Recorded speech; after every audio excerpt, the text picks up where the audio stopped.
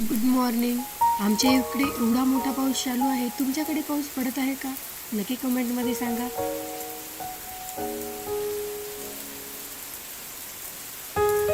कपडे सुकवलेले आहेत. पूर्ण गॅलरी पूर्ण कपड्यांनी भरलेली आहे. त्यांच्या पोर्चमध्ये सुद्धा कपडे टाकलेले दिसत आहेत. 3 दिवस झाले सारखा मुसळधार पाऊस चालू आहे.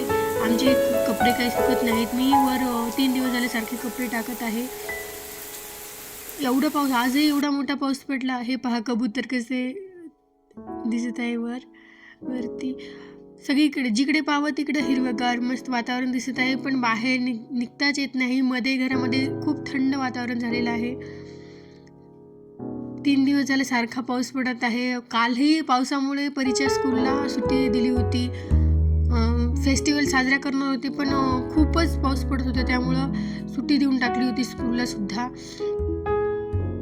घरामध्ये बाहेर न निघता आल्यामुळं घरामध्येही लेकरांना चिडचिड होत आहे. पाऊस हवा आहे, पण खूपच पाऊस पडत आहे.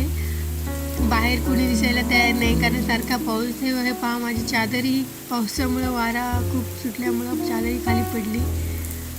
आणि तिकडे एवढं हिरवगार आहे, घ्यायला सुद्धा जाता येत नाही. जाऊ दे म्हणलं, काय करावं.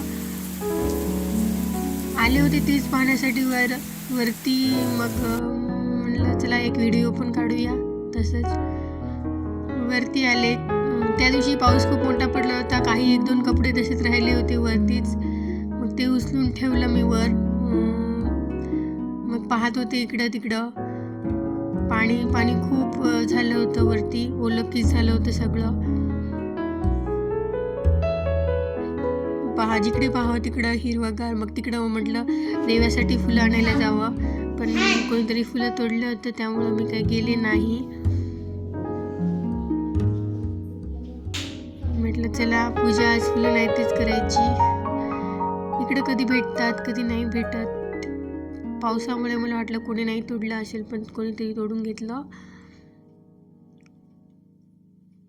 हे बघा, सगळे रोडवर सुद्धा रेनकोट घालूनच जात आहेत.